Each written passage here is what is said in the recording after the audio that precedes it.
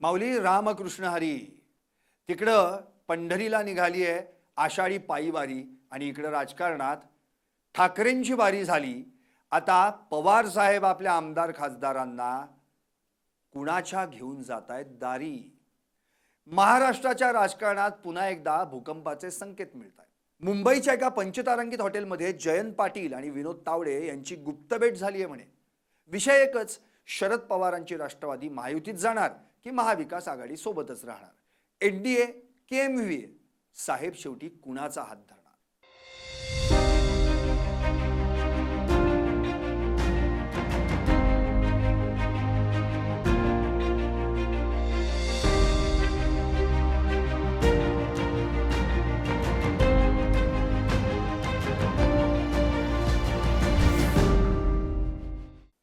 नमस्कार, मी संदीप आणि तुम्ही पाहता एलएस मराठी.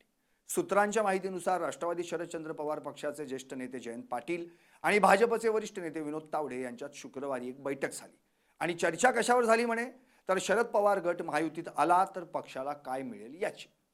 बैठकीनंतर जयंत पाटील यांनी भेट मान्य केली, पण अनौपचारिक चर्चा म्हणत विषय टाळला अशी सूत्रांची माहिती आहे. विचारधारा सोडून जायचं की आमच्याकडे राहायचं हे पवारांनी ठरवावं अशी प्रतिक्रिया काँग्रेसचे नेते विजय वडेट्टीवार यांनी या भेटीनंतर दिली आहे. म्हणजे चेंडू आता साहेबांच्या कोर्टात आहे. आता जरा यावर लोक काय म्हणतात त्याचाही कानोसा घेऊ.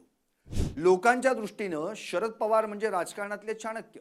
थोडा नव्हे तर 50 वर्षांचा प्रवास. पवारांनी काँग्रेसमधून बाहेर पडून राष्ट्रवादी काढली, मग पुन्हा काँग्रेस सोबत जाऊन एमव्हीएत सामील झाले. सर्वसामान्य माणूस म्हणतो साहेब जिथं जातील तिथं सत्ता जाते.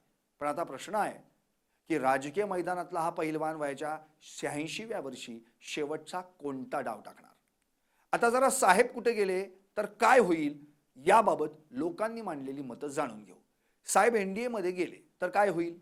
काही लोक म्हणतात राज्यात सत्ता हवी असेल तर एनडीए शिवाय पर्याय नाही, विकासासाठी जावंच लागेल. पवार गटाकडे 8 खासदार आणि 10 आमदार आहेत. लोकसभा पुनर्रचनेसाठी भाजपला संख्याबळ हवंय, त्यामुळे पवारांना चांगली डील मिळू शकते. पण दुसरी भीती अशी आहे की विचारधारा विकली असा शिक्का बसेल, शिवाय कार्यकर्ते काय म्हणतील. आता साहेब एमव्हीए म्हणजेच काँग्रेस सोबतच राहिले तर काय होईल. जुने निष्ठावंत म्हणतात साहेबांनी आयुष्यभर धर्मनिरपेक्षतेची भूमिका घेतली आहे, ती त्यांनी सोडू नये. सुप्रिया सुळे, रोहित पवार, जितेंद्र आव्हाड, अमोल कोल्हे यांच्यासारखे चेहरे एमव्हीए सोबतच आहेत. पण सत्तेबाहेर राहून पक्ष टिकवणं सोपं नाही. अजितदादांच्या जाण्यानंतर पक्षाला आर्थिक आणि राजकीय पाठबळाची गरज आहे. आता जाता जाता शरद पवारांची राजकीय खेळी आणि त्यांची राजकीय समज यावर बोलू. राजकीय विश्लेषकांचं म्हणणं आहे की ही पाटील तावडे भेट दाब वाढवण्याची खेळी पण असू शकते. एमव्हीए कडून जास्त जागा आणि सन्मान मिळवण्यासाठी भाजपशी चर्चा किंवा मग शेवटचा टर्न घ्यायचा प्लॅन. पवार साहेब नेहमी म्हणतात राजकारणात कोणीही कायमस्वरूपी मित्र किंवा शत्रू नसतो, त्यामुळे काहीही होऊ शकतं. थोडक्यात काय तर निर्णय फक्त साहेबांचाच नाहीये, त्यांच्यासोबत असलेले 8 खासदार, 10 आमदार आणि लाखो कार्यकर्त्यांचं भवितव्य त्यावर अवलंबून आहे. पण लोक 2 गटात विभागले गेलेत हेही तितकंच खरं आहे. एक गट म्हणतो सत्तेसाठी तडजोड करा, तर दुसरा गट म्हणतो विचारधारा सोडू नका. शरद पवारांनी एनडीए सोबत जावं की एमव्हीए सोबतच राहावं, तुम्हाला काय वाटतं? व्हा व्यक्त आणि पाहत रहा एलएस मराठी.